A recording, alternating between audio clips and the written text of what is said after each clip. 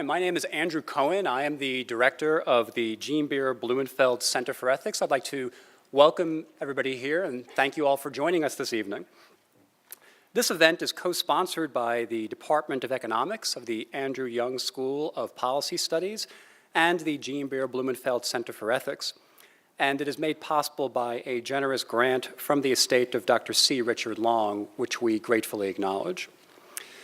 Today we assemble a panel of experts to continue a conversation about a key issue in ethics, economics, and social policy. This concerns the availability of adequate housing and the continuing challenges of homelessness. Many people cite instabilities in the U.S. housing market as a catalyst for the economic crisis from a few years ago. Some people pointed to perverse incentives and choices by key players in the marketplace. Regulators and policy theorists continue to debate the right balance of encouraging housing availability without destabilizing key markets. Meanwhile, after a temporary decline, the value of U.S. housing now steadily increases in nearly all major markets. The median square footage per housed person continues to increase, and yet, as we know, there is a persistent problem with access to adequate housing for many persons in the United States. Each homeless person and each homeless family has a different story to tell, but there are some common themes.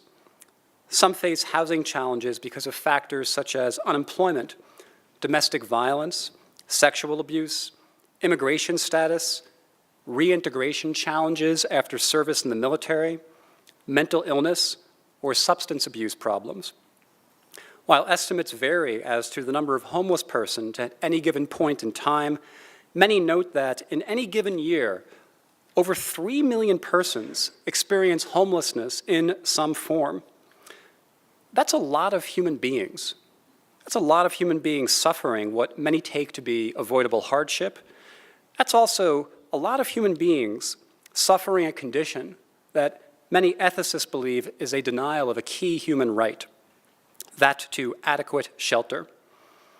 Policymakers still dispute how to frame the problem and how to begin to address it. And this is not just idle theoretical chatter. In a city such as Atlanta, the homeless are among us. They're in our community, and the challenges they face might be chronic but avoidable. We've assembled a panel of experts from different fields to continue the conversation about housing and homelessness, especially regarding how to understand the problem and how to begin to address it. We're certainly not going to resolve these questions, but we can help to constructively frame the conversation and keep this important issue on the agenda for public discussion. So our format this evening will be as follows. Each of the three featured speakers will offer approximately 10 or 12 minutes of remarks, and we're also fortunate to have another 3 additional experts who will offer some off-the-cuff remarks for about 3 minutes each. And afterwards, we look forward to a constructive conversation that's going to include the members of the audience. I'd encourage you to please read details about the work experience and research interests of each of our panelists in the brochure. I thought we would begin with Professor Naomi Zak, who is a philosopher from the University of Oregon. Professor Zak.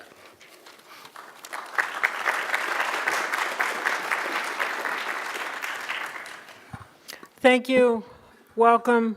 I'm gratified to be here with such a sizable audience. As Professor Cohen reminded us, some people think there are as many as 3 million unhoused individuals at any given time in the United States, and we might reflect that that number is greater than the 2 million who are in the prison population, and the United States does have the largest prison population in the world. So this is a social problem that at this time no one has a solution for. I'd like to suggest a couple of things. I'm speaking here as a philosopher, but I do have a little bit of experience that's more relevant than that, than just being a philosopher, and I'll get to that toward the end of my 10 minutes. But If you think about it, the first question that we have to ask concerning the homeless is, are they part of our community or not? Because we certainly deal with them as though they're excluded from our community. They're not fully recognized as belonging to the same collective, say, than everybody who's housed in Atlanta, or for me, everybody who's housed in Eugene, and you'll find the same thing multiplied throughout the United States. Well, certainly they're in our community, but they seem to lack some major qualification for being full members of the community. And advocates for the homeless at this time emphasize that the only thing that the homeless lack, that other members of the community who do not recognize them as members of the community have, is housing. Now, the fact that the homeless don't have housing, and that's the only salient distinction between them and those of us who are housed, I think has support in the facts that all of the pathologies, all of the ills of the homeless occur among people who are housed. So mental illness, substance abuse, traumatic reactions to breakups in families, whatever other problems you're going to encounter among the homeless, you will also, unemployment, divorce, family violence, all of these problems occur among the housed, but somehow being unhoused is enough to put people in a special category. Well, why is that? And why are we so aversive to these people when we encounter them on the street? And most of us are ambivalent between wanting to help the homeless individuals we encounter and wanting to just get away from them as quickly as possible. We tend to go back and forth, but the primary emotional reaction is one of aversion. Why is that? If you think about it, I would like to suggest that in a very important way, the homeless are us. And here's the way in which they're us. They have the same needs that we do, but they do not have the means for satisfying those needs that we have. So if any of us were to be deprived of a stable place to sleep, a place to wash, the usual range of whatever cosmetics and health aids we're used to, a stable place to keep our clothing, a safe environment that we're able to consider our own, that's somewhat private. If we were deprived of all of those things, which membership, normal, respectable membership in our communities give us, we'd be indistinguishable from homeless people. It might take about a week before you reach the point where no one could tell the difference. So, I mean, I think this gives us some way of thinking about why this problem is so huge, because the homeless people are people who have somehow fallen out of the system that creates our normal humanity. And it's nothing magical, it's they've fallen out of it materially and everything else follows. I would like to suggest that there are two different ways to view the homeless, and you will find this, and I think we'll hear voices expressing one or both or some combination of these two different perspectives. One perspective is that homelessness is a problem that has to be solved by getting the homeless into housing. So once we get them into housing, then they'll become normal members of the community, they'll get jobs, they'll be able to function the way other respectable housed members of the community function. And that, in a sense, is an approach that would literally seek to eliminate the cause of the problem. The other approach is to support the homeless as homeless. And this is where it really starts to get tricky. Everybody can agree, well, yeah, we should have a housing program, but we can't afford it, so it's too bad, we've got this awful problem.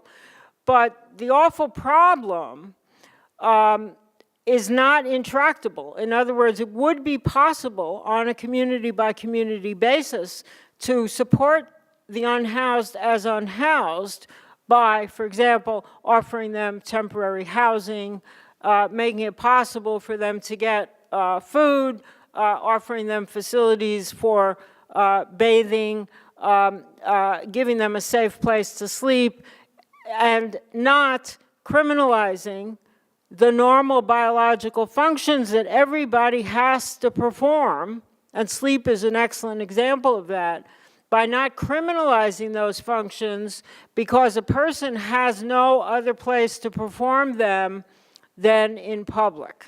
So that's, you can see those are two different approaches. One is get them housing, get them off the street, get them back into the system. The other is accept the fact that there will be a certain number of people who will remain unhoused and start looking at how they can be treated more humanely. But in order to do either one of those things, there first has to be an agreement that the homeless are part of our community, even though we are ambivalent when we encounter any particular homeless individual on the street. So recently, at the University of Oregon, the philosophy department, through an abstract floating concept it has called the Community Philosophy Institute, organized a roundtable. And the roundtable was mainly made up of local service providers.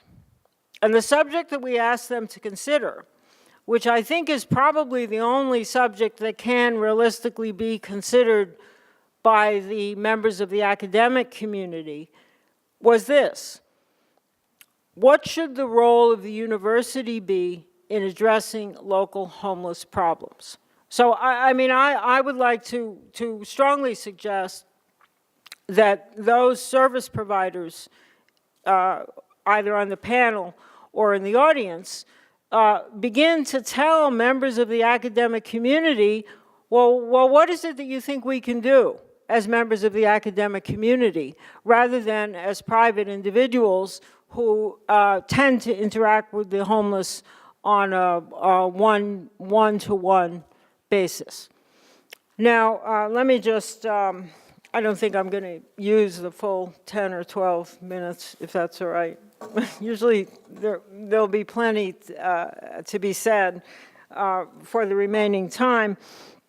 But I think in posing that question and in providing tentative answers to that question, you also have to be mindful of what the obstacles are toward fulfilling the role of the university in addressing its local homeless populations. I mean, there are issues of image, there are issues of resource, although probably not an awful lot of money is involved in supporting, for example, a project that offers safe places to sleep in designated areas. But so there are issues of image, there are ambivalent issues of not wanting to face up to the fact that there is this kind, in many cases, a kind of undeserved need and suffering in the community.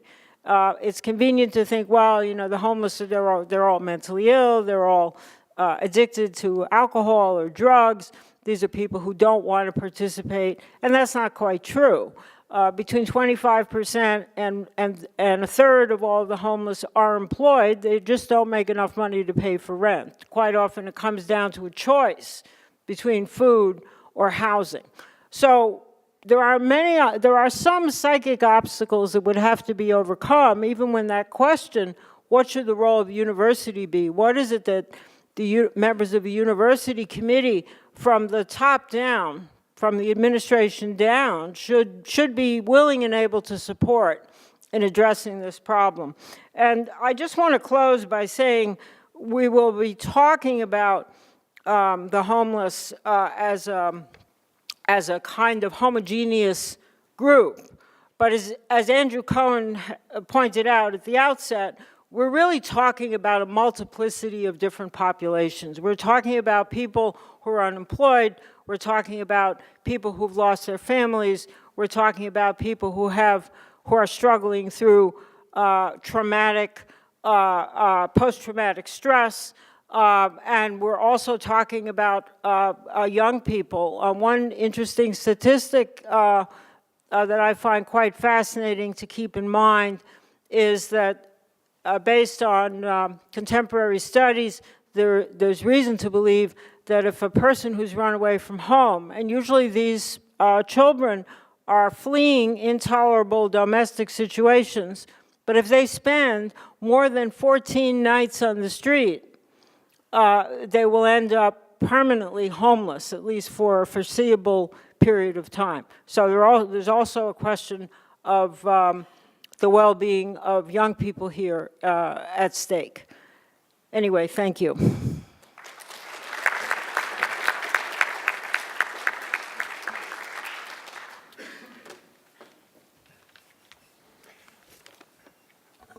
Thank you, Professor Stack. Our next speaker is David Jackson, who joins us today serving as an advisor now to the Atlanta Federal Reserve Bank. Mr. Jackson.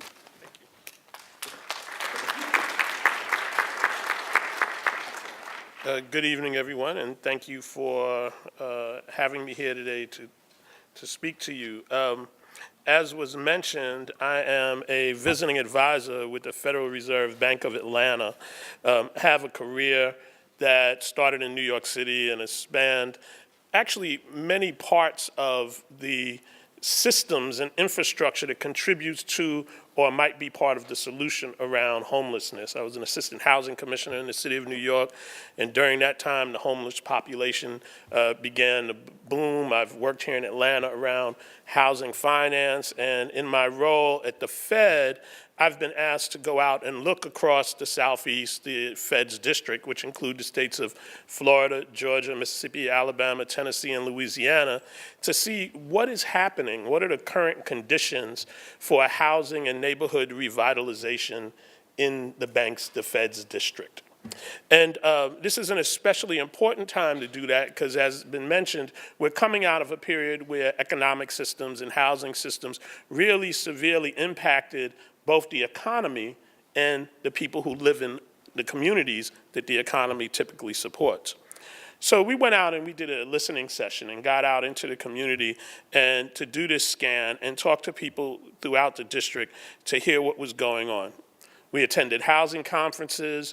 We really sat and took the time to listen to hear what was going on, what the challenges people were facing, and we had the opportunity to do this with public officials, with bankers, as you can imagine with the Fed, we had some connection to bankers, with nonprofit leaders, and with academics and researchers to hear what people were working on and what they thought were some of the things to work on to improve housing and neighborhood revitalization.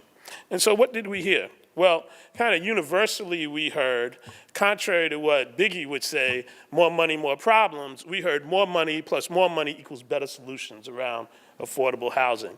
And after hearing that, we kind of thought about it and said, well, that's kind of the end, right? If we can find more way to put more money into housing and neighborhood revitalization, we'd probably have less homeless, low and moderate income families would have a wonderful place to live, and all of the things that make up the ills of the communities that aren't working would go away. But in reality, that wasn't the case, right? That's not the end of the story. What we really found was that despite the market being called coming back, that there were a lot of low and moderate income communities that weren't part of that recovery. Those communities were very often on parts of town that had black and brown people living in them and were disconnected from what was going on in improving markets in other places. Government policy and procedures and financing rules weren't quite reaching these communities and continue to not reach these communities. And the problems, the ways to solve these problems weren't obvious in policy. Policy, as I'll talk more about later, is a slow-moving needle in being able to fix things. What we also found that communities that were recovering very quickly and quickly becoming places where low and moderate income families couldn't afford to live anymore. These communities were communities where subsidy needs to help put low and moderate income families and people who may be trying to come out of homelessness into a home needed deep subsidies, and as the federal government and other subsidy organizations were looking at what they had to give, there was much less. A good example of how low and moderate income communities have not returned despite what's being called a market comeback is if you look at the south side of Atlanta, Metro Atlanta, that is. I was at a conference last week where Atlanta Neighborhood Development Partnership, ANDP, a housing advocate here in Atlanta, looked at the value versus the mortgages that people owed on homes in a banana-shaped region that took you from Clayton County all the way over to South DeKalb. And what they saw was in that area, a majority of the homeowners in that community was still underwater, meaning they owed more than their house was worth. This is a systemic problem that has to be addressed, and current tools aren't really available to help address that. There are some tools that have been used to forgive mortgages, but that's not going to be a wholesale solution to that challenge. Additionally, what we heard was the infrastructure that typically works in this space to help improve these conditions, the nonprofit organizations, was severely devastated by the economic downturn, and they have not come back. The result of that is that when communities are beginning to be revitalized, for-profits and other organizations are really the ones that are deciding what happens, and equity isn't necessarily the first or the last discussion at the table. We've seen that these recovering communities instantly become unaffordable, and as you look throughout the Southeast, we've seen what I've started to understand as a yin-yang effect in many communities. This slide will show you how, if you were to chart on a continuum between blight remediation and what I've started to call durably affordable housing, that the cities of the Southeast fall in different places. The challenge that creates is there's not going to be a one-size-fits-all solution to this challenge. In Birmingham, you see there are about 15,000 vacant or abandoned units in Birmingham. On the other side of the spectrum, Nashville has become so hot. Historically, affordable communities near downtown have become gentrified, and the people who live there have to drive until they can qualify and find a home. That creates a challenge because as you think about what it costs to drive and have a car and your housing, very often in those types of communities makes the cost well above the 30% of your income that people generally think of the standard. So this is a challenge that has to be worked on. And I think that one of the things we've recognized is there has to be more thought, has to be more policy, and has to be more research and focus on understanding that these two important challenges, blight remediation and the creation of more durably affordable housing, is a big challenge for this region. We're trying to help and be part of the discussion to make that happen by having a series of webinars and forums throughout the district where we can bring together practitioners, bring researchers, bring policymakers and government officials together to think about and imagine what might be the next opportunities around how policies can be created that create more inclusive communities. We recognize, and it's important in a discussion like this to recognize that this type of work is not work that policy can correct overnight. Policy is a slow-moving tool. It takes a long time to make policy work. When I was an assistant housing commissioner in New York, I used to literally bang my head against the wall in that we couldn't create policy and make systems change quick enough to meet the ongoing demands or the smart market. The market is always going to be very efficient, and what happens is in the efficiency of those markets, there are populations that don't connect and aren't able to get the things that they need. And so in thinking about this, we're working to help think about how policies might be created that have equity at the forefront, help make sure that research around what works, and academics and universities have done a lot of research to look at public policies and programs to see what works, and more importantly, make sure and help communities not do what we already know does not work. And it's important for us to help make sure that these policies are specifically focused on looking at what's going on in the Southeast. The Southeast has very different laws and very different ways of doing things in other parts of the country. So there's no real ability to take something like the perfect model for land banking that exists in Cuyahoga County up in Ohio and overlay that in Savannah, Georgia. It just doesn't fit. The laws are very different. And so thinking about how we can help communities lift up from a tool conversation, which has become the predominant conversation in most places. I'm going to be in Nashville next month, and Nashville has recently had their city council hired a consulting firm to come in and help them think about how they might do inclusionary zoning.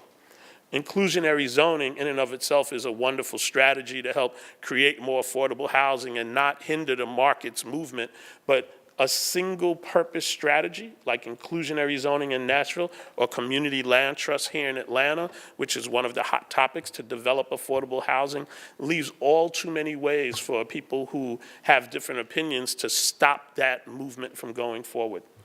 We think, and we're trying to help policymakers think about how to lift up from the individual tool of in-rem actions to take blighted properties, or an inclusionary zoning policy, or a community land trust, to think about and aspire to what neighborhoods and communities should be an opportunity for people at different price points, different income points, different ages and stages of their life to be able to live a continuum in a community, so you don't have the low and moderate income families have to travel and live away from job centers, away from the centers of service. This is important for us to think about, much like we heard from Dr. Zach, this conversation of how homeless families aren't thought of as part of our society. Sometimes society leaves low and moderate income people to move further and further away, maybe out of sight, and so that they aren't able to connect to these tools.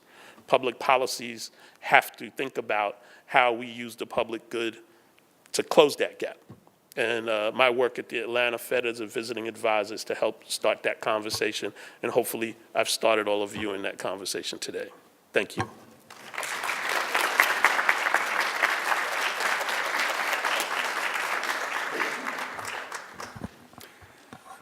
Thank you, David. And our next speaker will be Pradeep Biswas, who joins us from the United Way of Atlanta.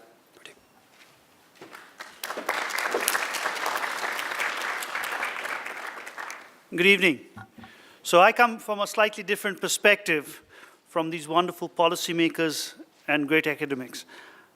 I think that homelessness is a problem that we can solve. There are lots of other social issues we can't solve, but we can get people off the street. So back to what Dr. Zach said about the group that takes people and moves them into housing, I think that is an achievable goal, right? Not an easy goal, but a simply stated goal. It's something that if we all come together, we can make happen. That's the optimistic view. Hey, I work at United Way, I work in the field, so to get even one step done, I have to get a paper signed 6 times. So talk about bureaucracy, I get it. It's even worse than you guys filling out all your financial aid forms. But coming together and tackling homelessness, getting a person off the street, is something that we as communities should take on. We've got to take it on in a way of ending homelessness, not managing it. That's the message that I'm going to talk about. And if we do it in practice, if we do it as an awareness-raising strategy, if we work with, we got a great respondent here, I'm really scared of what he's going to say about what I say. People like Ed Powers and organizations like Hope Atlanta, which are actually doing the work, if we can make the change at that level, and if we can make the change at the academic and the policy level and the research level, if we can address all these issues at those 3 levels, right, we can end homelessness. So let's start at the academic and research level. What can academics do? Professor Zach asked that question, so forget what they do in Oregon, in Atlanta. I can tell you what you should do. Someone's actually doing it. I just met a professor, and I forget his name, but he's going to be doing a youth count on homelessness, right? Professor Oakley here, Deidre, your last name is? Oakley, perfect, got it right. I met her, she's a star on radio. She was giving great opinions on homelessness. We need that. We need the experts to focus on the issue of homelessness. They could focus on hundreds of other issues. They could focus on hunger, then, I don't know, traveling abroad, whatever amazing DNA. Those of us working in the area of homelessness would love academics to focus on the area of homelessness, because research and policy happens when there is solid data supporting whatever theory we are espousing. So at the academic level, that's possible. We need students to just be aware of homelessness. I live out in North Fulton, and I can tell you the one thing I find is apathy. People don't think about the homeless. I know that you all in Georgia State are different, because when you go out, you probably are trying to avoid someone on the street. You at least know that homelessness is around on the streets around you. But that's not the case out in Cobb. That's not the case out in Gwinnett. So oftentimes people forget about the issue. And yet, all of us are very close to homelessness, right? If it isn't you, it's in your family or your friend circle. What amazes me about homelessness as I talk across the community is it doesn't matter where you are today, sometime in your past, you came very close. Now as students, some of my friends, I've got a young friend who goes to Georgia Tech, she says, I'm homeless all the time, I'm out of my home, I hardly have any food in my fridge. But the truth is in Kennesaw, there are lots of students, as there must be at Georgia State and at Georgia Tech or at every institution, that are actually homeless, right? They're among us. They're your friends and my friends.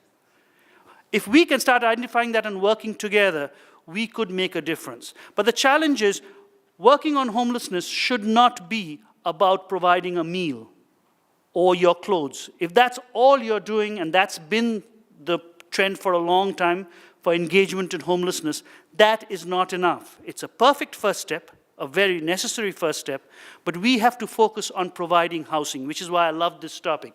What David was talking about, I am the biggest advocate of affordable housing. Why? Because if everyone had affordable housing, we'd have a lot less homeless people. People are homeless mainly because of other issues, but the primary factor is they cannot afford a place. Some people need free housing because they don't have any income. Well, that's affordable housing for them. Some people need that extra subsidy when they're getting priced out of, let's say, I'm going to pick on Inman Park. No one's looking at me. Inman Park, right? I couldn't live there. My son couldn't live there. Why? Because the rents are so high. It's a great neighborhood, but someone who's been living there might not be able to afford the ever-escalating rents. And so they get pushed out. As David Jackson pointed out, people have to move out further, right? That happens to us. So affordable housing is the key. So you could be interested in affordable housing. If you can produce a unit that's affordable, that's one person you've changed.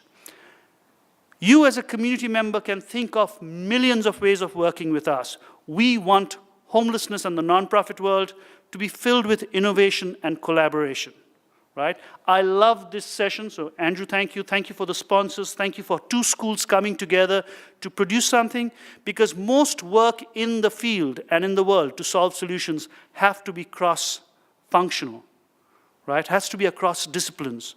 We need the academics, we need the economist, we need the social worker. Only then can we take on any problem. And I want to point out that in Atlanta, you're living in a great city, we have fabulous agencies that are taking on issues of homelessness every day. We have to be measuring ourselves, right, like every other industry. I'm calling ourselves an industry because there's so many of us, and we should take this problem on. We are dependent on donations, so we need to be a machine that asks you for your money. And in today's world, there's so many ways to raise money, right? But we have to be accountable, and I can tell you that our agencies are doing that. Hope Atlanta, I hope for a minute Ed talks about his work, but Hope Atlanta is everywhere. They're leading our work on veterans, right? So let's take veterans. It's a population that's smaller, and yet in the nation, it's 11% of the homeless population are veterans. In Atlanta, 21% of the homeless population are veterans. Why is Atlanta different? I don't know.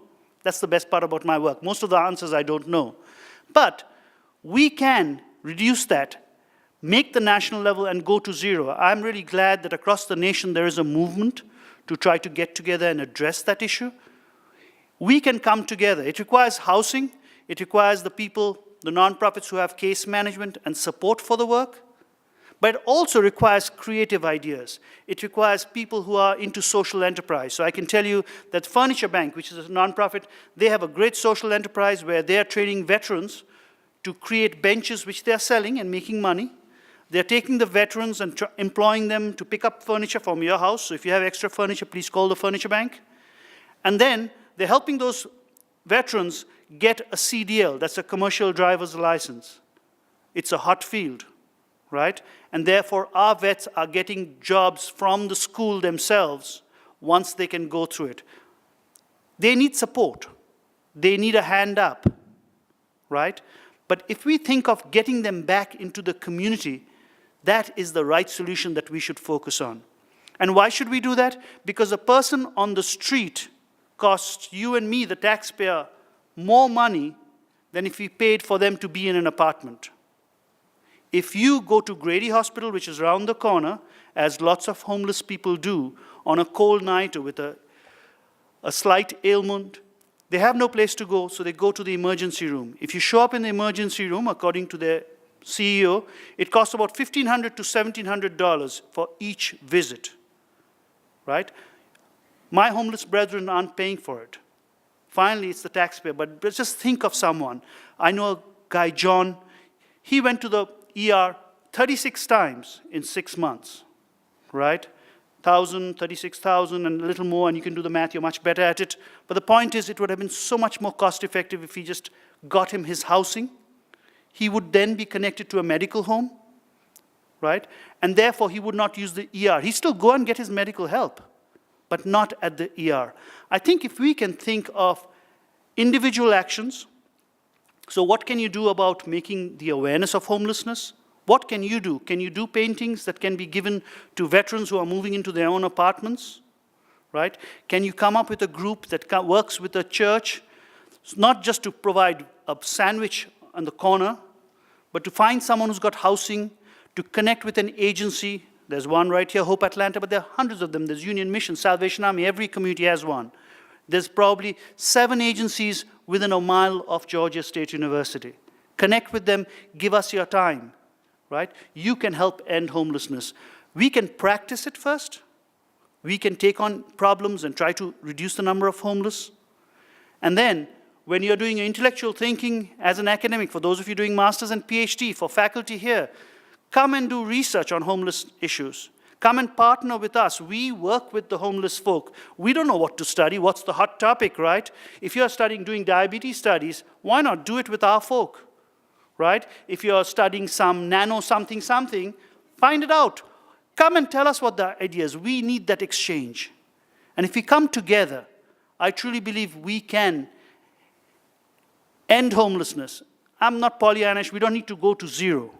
What we need to have is an attitude that when we touch a homeless person, our systems are there to end it for that person, right?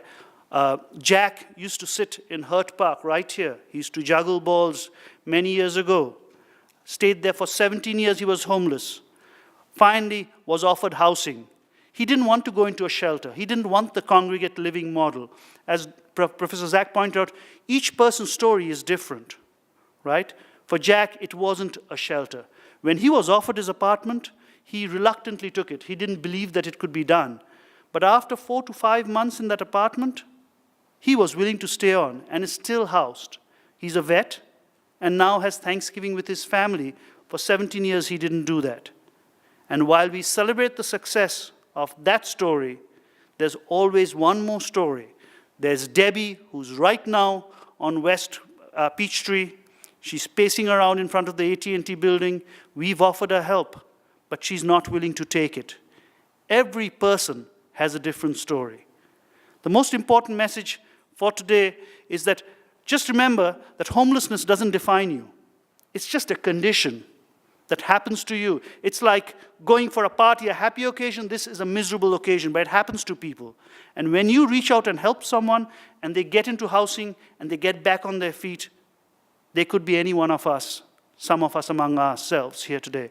So please remember that. We would love your engagement. I have to put in a plug. United is right across. We want your help, students. Summer's a great time. Come to volunteer, please. We don't have money. But hey, sometimes we do. Come with your ideas. We need social enterprises. We need volunteers. We'd love students to get engaged. We use computer science students. We can use databases.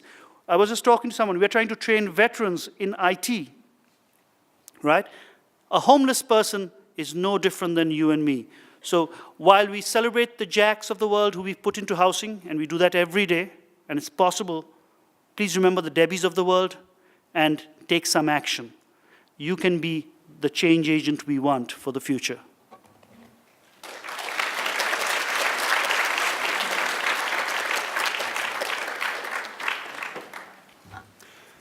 Thank you, Prateep. Well, our next segment, we have 3 expert respondents to foster a conversation. Deirdre Oakley joins us from the Sociology Department at Georgia State, Ed Powers, who works with Hope Atlanta, and Dave Shoquist, who's with the Economics Department of the Andrew Young School at Georgia State. I'll just turn it over to y'all, and y'all can offer some impromptu remarks as you like in any order you see fit.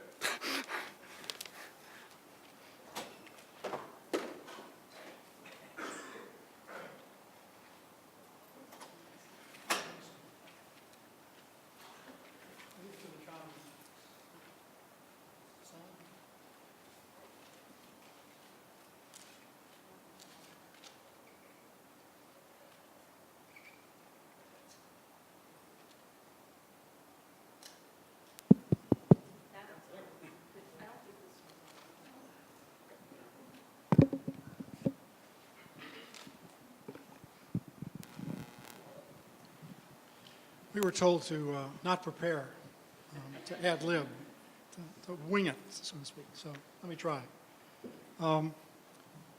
There are a range of housing issues, housing needs, housing problems. There's the house where it's so damn big that you can't find your partner in it. That's a big problem, right? Intercoms. That's one issue. That's one end. And there's houses where people are likely to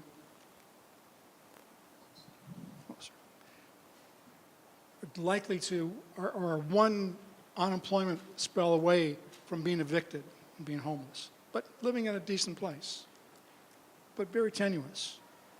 And there are people who are living in places that are not particularly good shape.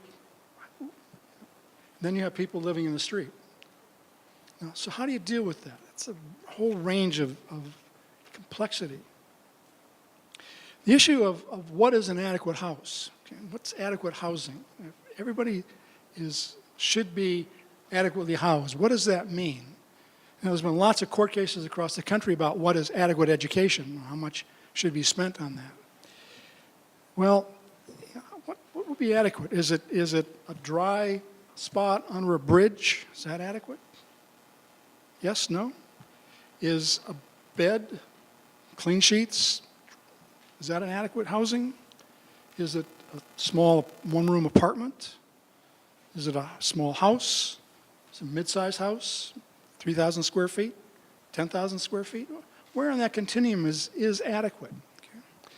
So let me give you some numbers. I'm an economist, and we deal with numbers. And no equations and no graphs, but some numbers.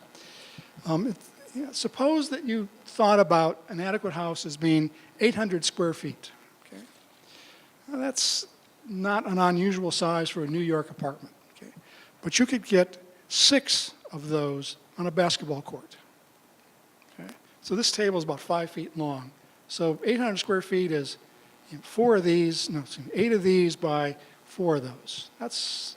And you add, you got a bathroom and kitchen, room for eating and living and watching television, and a place to put your bed. 800 square feet. Okay, that's not huge, right? And the typical house now, as someone said, the size is increasing on average.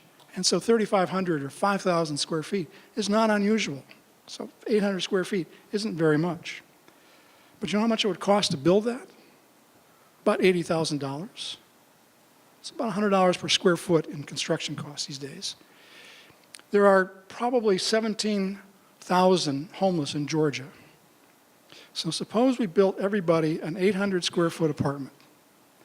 That would only cost us $1.35 billion. Billion dollars.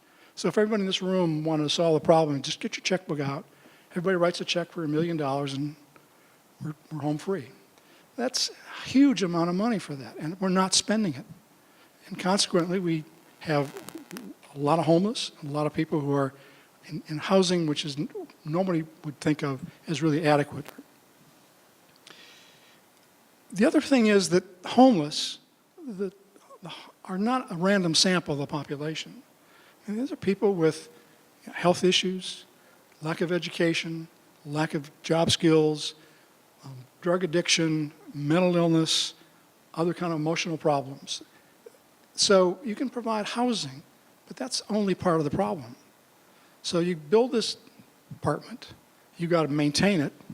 So if you rented it out on a market, it would be about $5,500 a year just to rent an 800 in Atlanta. And that doesn't count the land cost. So it's a huge dollar amount. There's some other numbers that suggest how big this problem is. There's a consolidation plan that HUD has every state do. So Georgia's done one of these. It's a little old, but they suggest that there are 400,000 people in Georgia who are living in units that cost more than they should. They're spending more than 50% of their income. Okay? There's about 190,000 who are on the brink of becoming homeless. In any given night, during the year, about 90,000 people, not 17,000, 90,000 people would be homeless on any given night. So if you built apartments for 17,000, you're going to have another 70,000 who at some point are going to be homeless, and you're going to build housing for them. So it's an incredible problem because you can't deal just with the housing. You've got to deal with all the symptoms or causes of that homelessness, all those other social ills. I think I've probably used up my 3 minutes, so.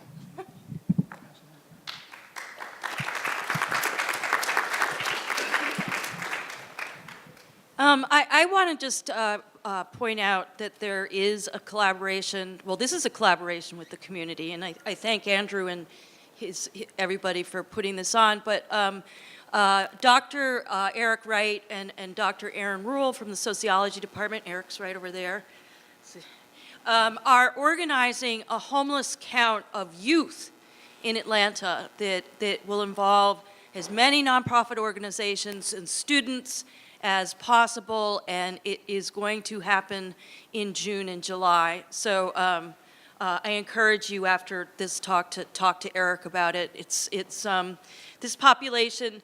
One of the themes that's come up today is homeless individuals and families. It's not just one population, it's multiple subpopulations, all of whom have their unique set of issues.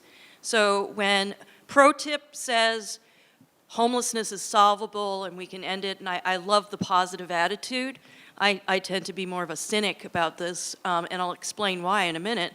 But really, if you think about it, if you did garner all of this diverse community support, if you get the buy-in of local governments without homelessness becoming this huge political issue with fiefdoms all over the counties, then, you could do that. Think about this. In Atlanta, I think Pro Tip, I think you told me this, that on any given night in Fulton and DeKalb counties, there's about 7,000 people out on the street. When I heard that number, I was surprised, actually. I was like, wow, that's all? And so you think about 7,000 people, well, maybe you really can get them off the street if there's the will. But like David just said, and also, well, both Davids have talked about, homelessness is a fluid sort of situation because you might have 7,000 people out on the street, but you've got all these other people in Georgia that are close to being homeless or they're unstably housed.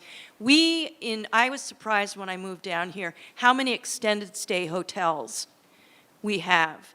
And so you've got populations of people, families, staying in these extended stay hotels. That's just one step away from being homeless. And Ed actually, before this session, was talking about how, we have people migrating into the Atlanta area that were homeless from other cities. Okay, the weather's better than up north, for example.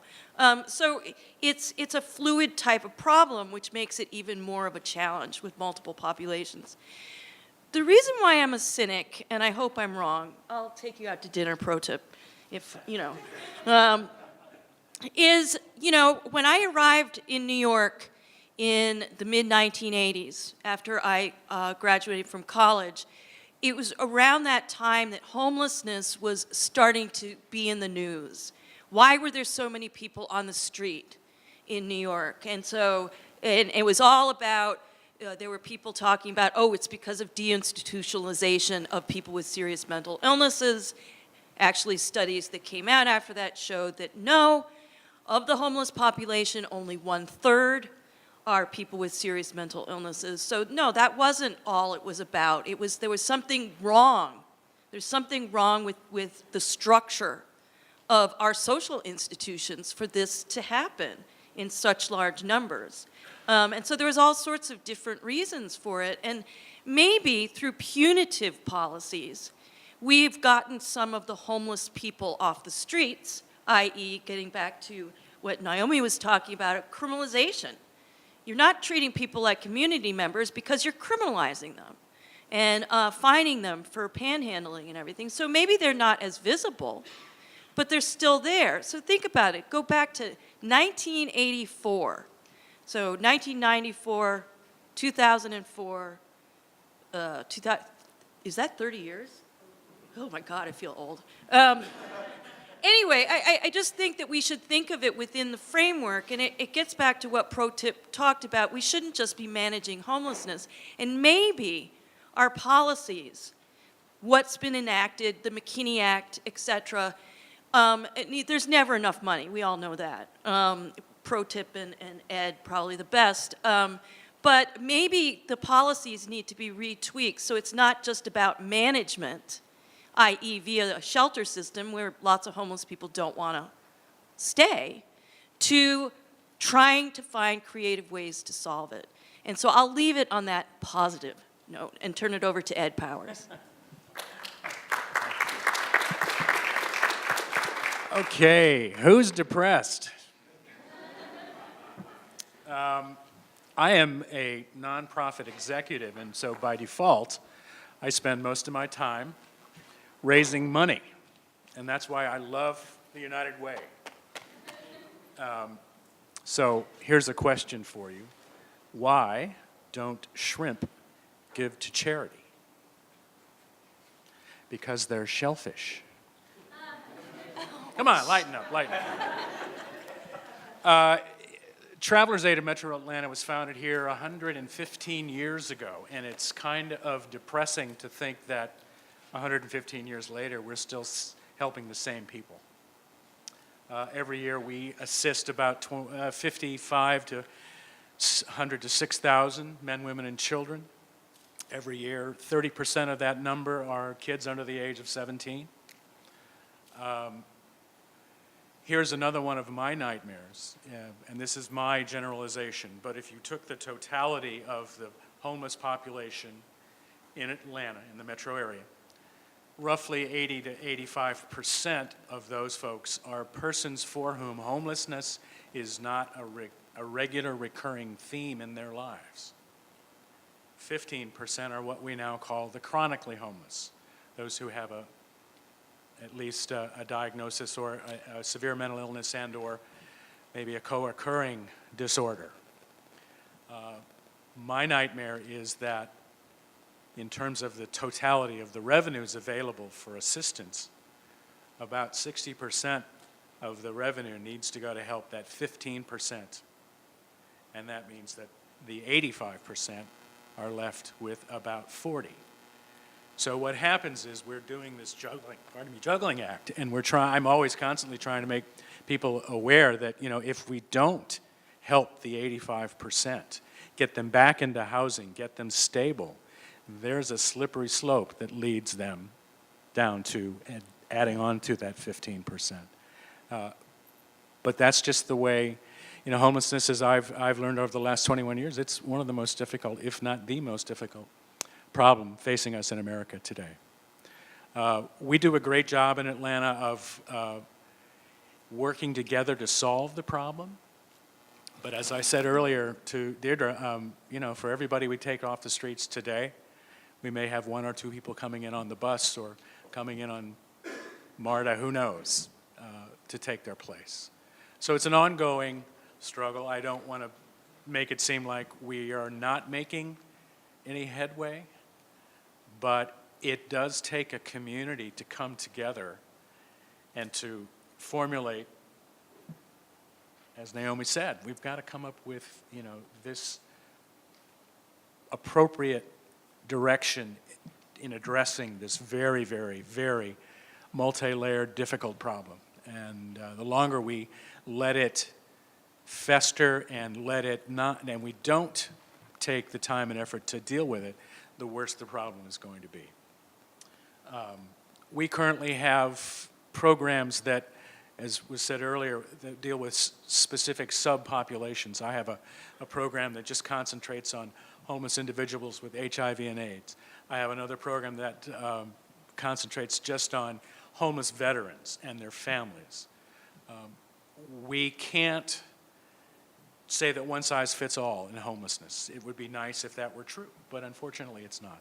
So I just urge you to get involved, to do the research, find out about the solutions that are available in this community, get behind some, give your money, your time, your treasure, all that stuff, and help us help this problem go away.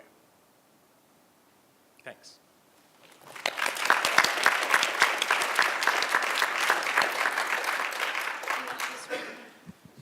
Oh, wait a minute, it's that one. Okay, we have a couple of moments that are available, a few minutes actually, to allow for folks from the audience to pose some questions. So what we'll do is we'll set up an open mic and people can stand up and offer some questions. If you have mobility challenges, throw up a hand and I'll bring the microphone out to you.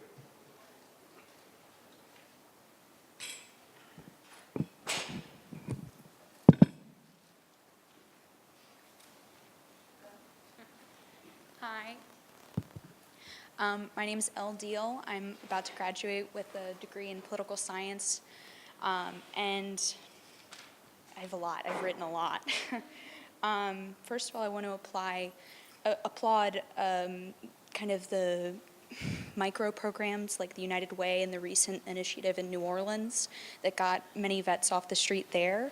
But I want to go back to kind of the holistic economic inequality and criminalization of poverty that seems to be kind of an overarching theme. And Mr. Jackson mentioned the transportation issues in Nashville. How can the recent bonds for infrastructure and transportation in Atlanta help for economic mobility in the city if implemented in a certain way that could potentially improve the issues for all, especially the homeless?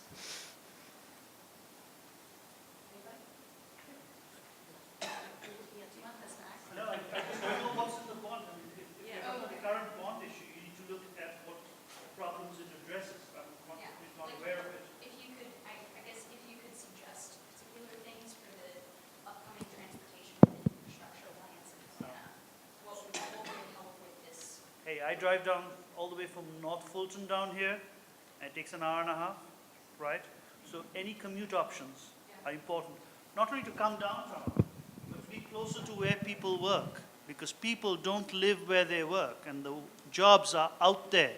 And if you can't get to your job, so that's a step. So anything that improves public transportation, I take the bus, I'm biased, I think is a great idea. Those other issues, I think they're more learned people to answer on that. Well, I might add, first I need to go back to my statements and say my statements were mine and not necessarily those of the Federal Reserve Bank of Atlanta, nor the Federal Reserve Board. There's a supply side and a demand side to the question that you ask, and one of the things that many communities have done when you think about bond offerings that are specifically set to help build infrastructure is how do you make sure you have trained people who live within the communities that can get the jobs building that infrastructure. A lot of our discussion has been about homeless and about low and moderate income families who have a common denominator there about maybe not enough to pay for their housing, which is just an extension of not having enough in the way this economy is structured for them to survive, and creating jobs that are related to solving challenges like infrastructure and healthcare are one of the ways to do that. I worked as an executive director at the Center for Working Families here in Atlanta for 5 years, and we worked to link people to jobs, but there's very often a big disconnect between the residents that could benefit and the people who get the jobs and maybe commute in from very far to do that. And so that might be one way that a bond offering, focusing on infrastructure, can help reduce some of the challenge by making sure the people who get the jobs doing the work are some of the most economically challenged. The projects themselves are not going to help the homeless. And they're paving roads, redoing bridges, putting in bike lanes, a little bit of money for sidewalks, but not a lot. No transit.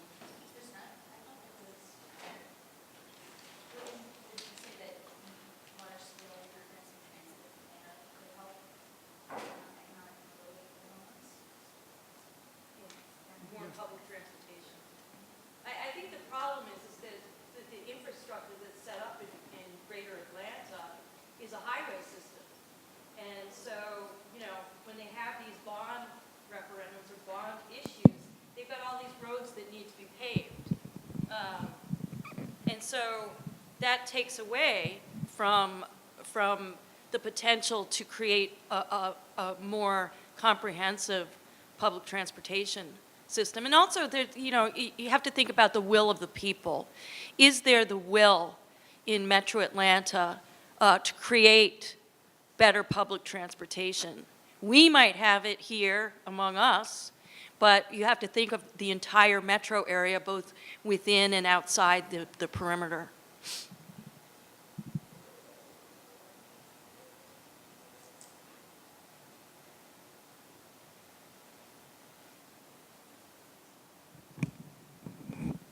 I don't remember which one of you had spoken about it, but you had said that there's essentially like 1/3 of the population of homeless people that are mentally ill, and I know that there are a lot of mentally ill people also in prisons, many of which are in prison due to nonviolent crimes, say, I'm sure you've thought of it, breaking in to a house just looking for somewhere to sleep for the night. So given that we tackle this issue of homelessness and find affordable housing, whatever that means for each individual, does that not then mean that we're facing the potential problem of dealing with more people than we think? Yeah, you want to? Yeah. So Fulton County did a blue ribbon study about 8 years ago, and they found that 50% of the inmates actually had mental illness. So in short, the jails are acting as a holding place for people with mental illness, right? When you see a mentally ill person on a street, you call the police on a certain day, they don't know what to do, they take the person, put them in jail. So our jails are a major residence for mentally ill folk. Yes, that's a problem, but hey, since I've been accused of being a little optimistic, it's an opportunity, right? It does require policy change, but it also requires the community to get together to work with the sheriff. And so here's a plug. I've given you some handouts out there. Please take it. Just make sure you don't drop it in the trash right here, otherwise I'm going to catch you. But in Gwinnett, the sheriff has put some money up, so allowed the community to come into the jails to work with people, right? The problems are huge, I totally agree. But I don't think we get anywhere by getting overwhelmed by the problem, but taking a piece of what we can do. So can we start in Gwinnett and then have Rockdale follow a program where we address mental illness in the jails and try to get people services so that when they're released, they aren't adding to the homeless population? Because if you are totally disabled and you are eligible for some services and a little bit of income from disability, let's get that to you and therefore have you housed and make you a part of our community, not ostracized on the streets. And then just further, do any of y'all have any resources where some of us in the audience can go to specifically see how we can get involved and what we can do? Because I hear, you know, you saying that you want us to really donate our time, our money, our resources, et cetera, research, but just is there somewhere we can go to see how? So come to unitedway.org as a website, but if you want to walk a mile, Ed's office is on Marietta Street, really close. They're one of the great organizations that's into every business of homelessness, right? They have outreach teams, they have vets, and So certainly an agency that's right here, but there are lots of other agencies. Start with our 211 line, call them and say you want to help. We'll connect you with places that are within a mile. But certainly, Ed's a great start. And also the homeless youth count. That's right. Want to get involved on the research end of it or be on a outreach team in terms of going out and finding people. I mean, I think it's a great experience. It's a great experience for anybody, but it's a really good experience for students, both undergraduate and graduate, because it gives you research experience. And it gives you greater exposure to part of the social problem we've been talking about tonight. So I would like to ask my fellow panelists a question. You have all suggested ways in which individual researchers in the university can contribute to this problem through study. Individuals can contribute through various kinds of volunteer work. What do you think that the university as an institution can do toward addressing this problem? And for you, it's the problem in Atlanta. And by the university as an institution, I mean to make a distinction between individual members of the university community and the university as a structure that has an administration and a governing body. Are there any administrators here?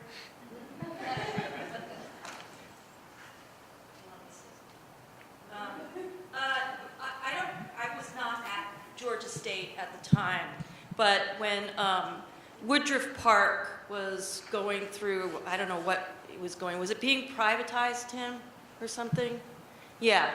And please correct me if I'm wrong. The university president at that time just wanted to get all the homeless people out of there. There was no sort of philanthropic or social justice attitude there. It was get them out. And there was a compromise, and now we have the ambassadors in Woodruff Park. So I don't know how the current administration feels. I think it's a provocative. I mean, it's a really good question. What should the university as a whole do? I guess I would just say, you know, it would take. I guess I guess what I want to say is I'm just not sure that the university, the administration, has any. What would the vested interest for them be in terms of I don't know, what would it be, coming up with a stance or an ideology? Would it be coming up with a program? I mean, what would the university as a whole, what would their commitment be? A bunch of hands just went up. We have one over here, and then we'll circulate it around.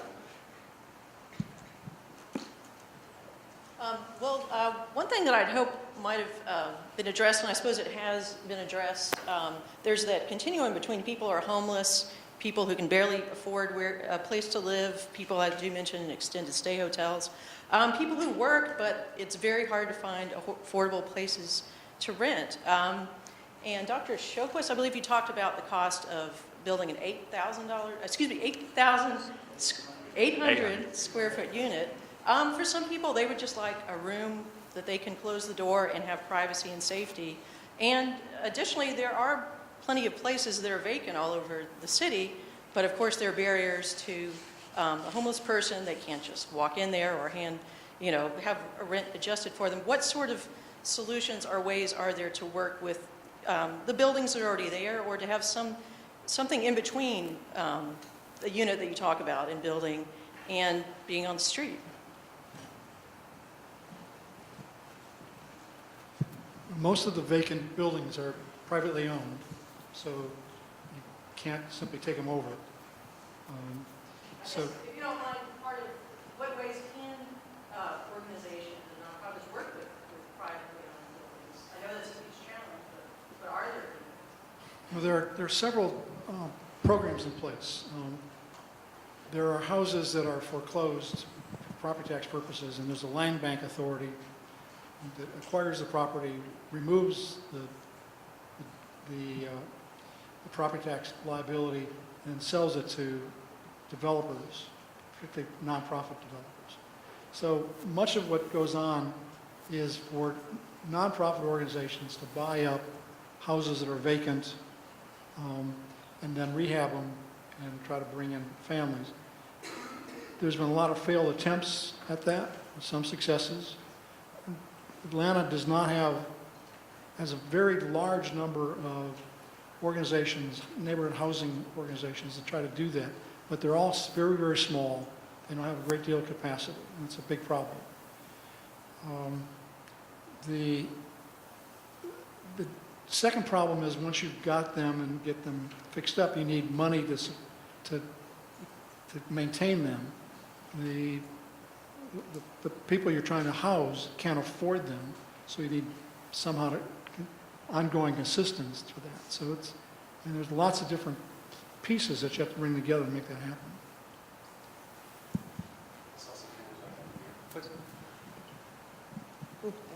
The people on the street are not always just so destitute that they are not educated and don't have skills. So part of, like the young lady over there said, of taking over buildings like Macy's. Macy's has been, I think it's Macy's downtown, that has been vacant for quite a long time. Can't those same people that we're trying to take off the street and put in there use their skills to maintain, or at least see if they have those skills to maintain the properties of which we're trying to put them in?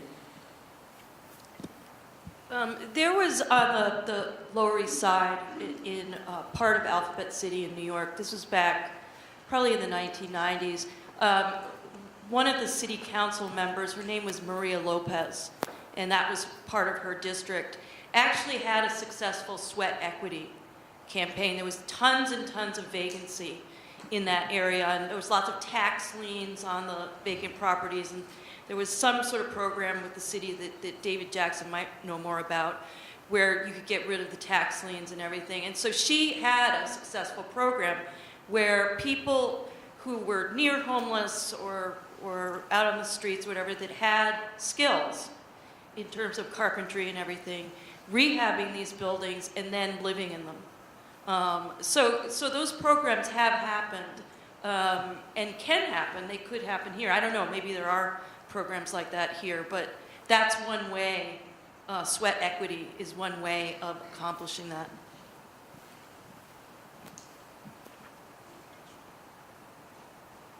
You know, one of the other things that some municipalities are starting to look at is the concept of micro-apartments.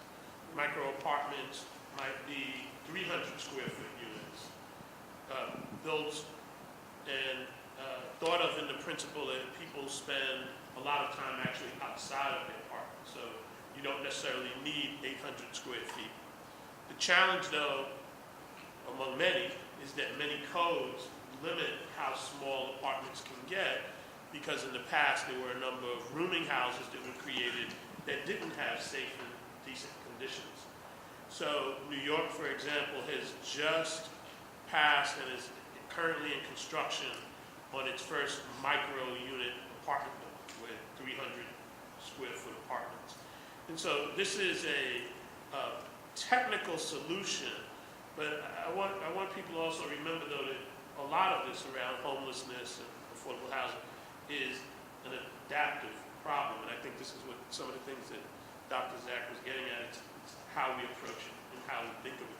So there are many technical solutions, but that doesn't mean that they will resolve the larger adaptive problem. Question in the back. This is to Professor Oakley. You asked what would Georgia State's interest be in dealing with the homeless? How about the improvement of the quality of life in the city? Georgia State is now becoming one of the biggest institutions in all of Metro Atlanta, if not the state. They have a vested interest in seeing that the quality of life in Atlanta is advanced, and we're moving together collectively. The Georgia State is also big enough to, we've talked about individual action. How about collective action, political action? I mean, the students and their activities helped the United States move towards ending their relationship with South Africa with apartheid. what did Margaret Mead say? What was her expression? Help me. My mind is leaving me. In that one person can make a difference. If you work collectively, we can make a huge difference. One of the things I haven't heard, I mean, the country is falling apart. We have plenty of jobs going to bed. The infrastructure, what was rated D recently across the nation. We can, if we work collectively and start thinking about what do we need to move this country back to a parity at least with nations that are supposed to be our peers, which is we really are not, and helping us with veterans being homeless, the homeless, healthcare, the whole nine. I mean, I'm just not, I was just a little disturbed by your question of what would Georgia State's interest be in seeing that this issue move forward. That was a little rambling, but No, I understand what you're saying. I guess I don't know what goes on in the mind of administrators in terms of what, I mean, they have a huge job to do, but they would have to be the voice of they are the voice of the university in many extents. I mean, you could go about it through protests and things like that, like apartheid on college campuses, but there has to be a collective will.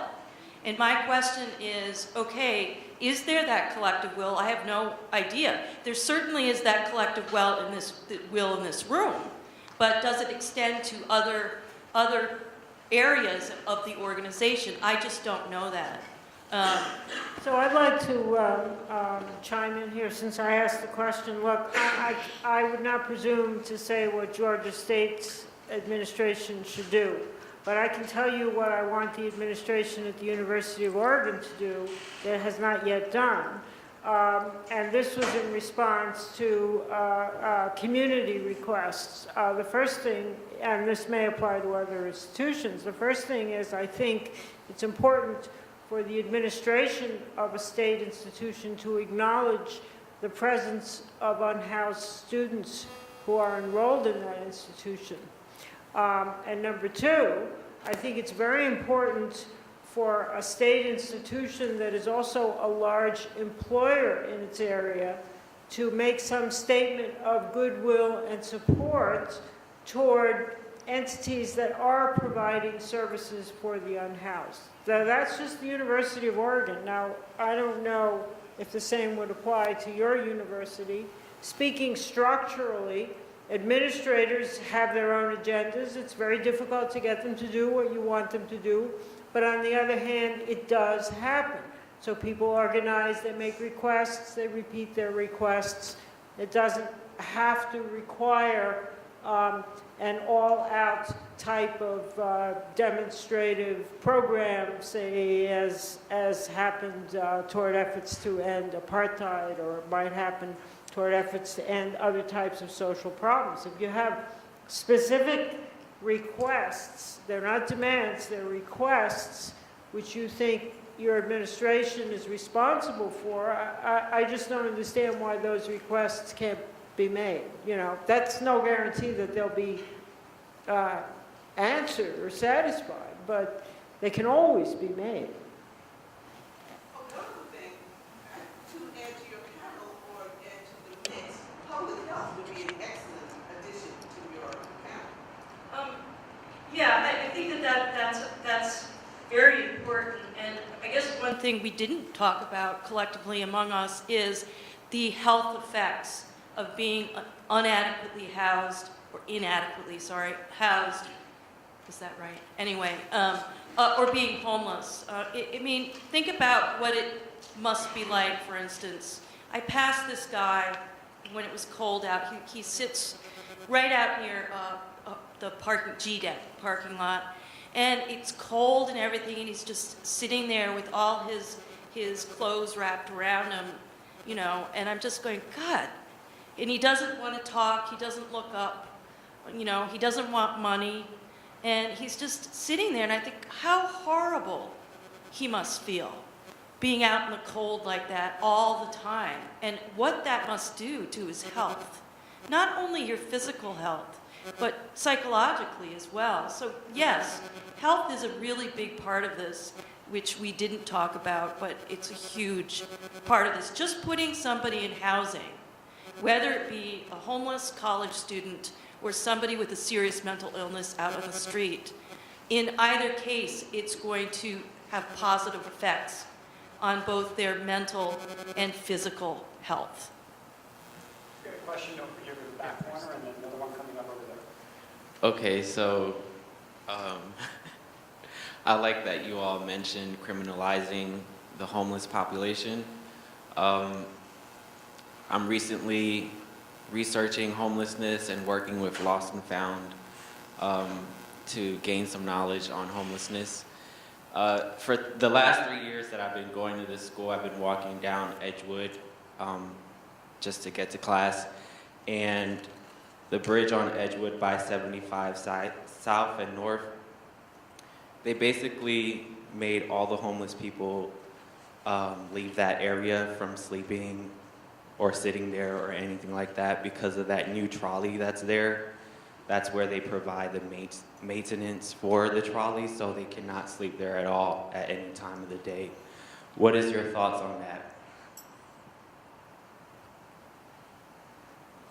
Oh, and also, sorry, basically, when you ask the question, like, what can Georgia State do, it made me think, like, why didn't Georgia State University oppose it?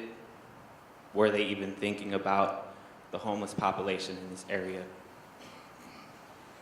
So all property is owned by someone, right? The underpass was owned by someone, they found a use for it, and as a community they came together. Is it me or you? It's you. So it happens all the time, right? Homeless people are moved along. Right? As a community, we need to come together and decide what the priority is. Someone who owns a piece of land has a right to develop the land. That part is there. So I'm not blaming the city for that, right? But those homeless folk are around somewhere. If you push them along, they're moving to some place, right? And it's very conveniently, if you ask Ed's team, who does outreach, they'll tell you where the homeless people can stay without being interfered by. Not just by the police or something, just by us driving by. Sometimes we don't want to see the homeless. So at 5 o'clock in the morning, there's a group of people who go and wake people up and move them on from the steps of the business. If, as a business owner, you have a right to ask for your business to be clean in the morning. You don't want someone sleeping there, it's bad for your business. Those are decisions that individuals make. But we can come together and decide to do something not on a big policy, not for someone else to do it. So for 3 years, if you've been walking down the street and you saw the homeless person and you just kept walking down, then I'm going to ask you, what have you done about homelessness, right? It starts with one person, it does become a collective. So I don't know what Georgia State can do, but I can tell you that in universities, every department has sustainability, multiculturalism, globalization. These are now catchwords that are in the vocabulary of every department, right? I'm biased. I would love homelessness to be in everyone's vocabulary. How do you get there? I don't know. But it comes through by people taking action at different levels. It comes through by you observing that homeless people are being moved on, maybe a group of students get together, therefore influencing faculty who do research on it, on some aspect of homelessness.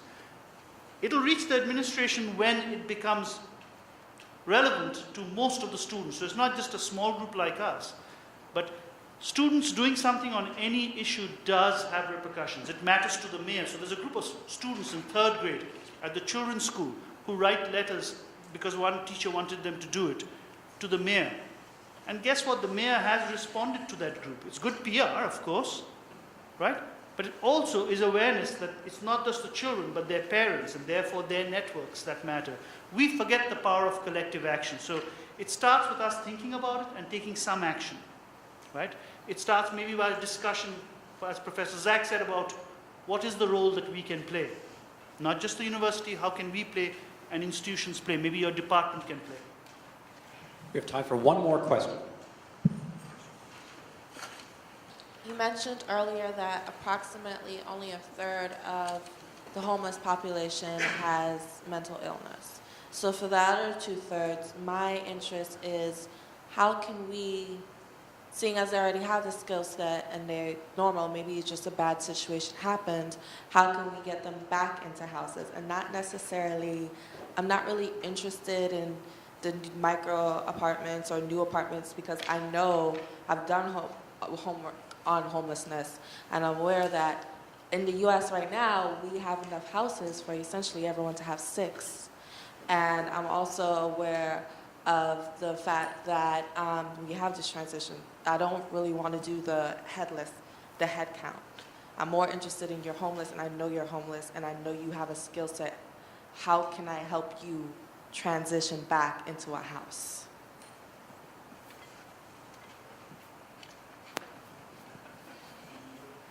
Right. The short answer is I have about a $7 million budget. We assist close to 6,000 people a year. Every month I lease 400 apartments. I have very few vacancies. We turn them over as quickly as we can.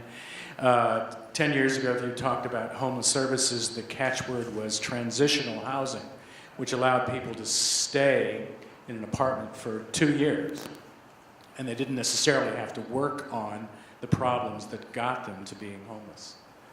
So as a philosophy, my agency feels that if we can't get you on your feet within 6 to 8 months, then there are more serious problems that our agency can't possibly help you with.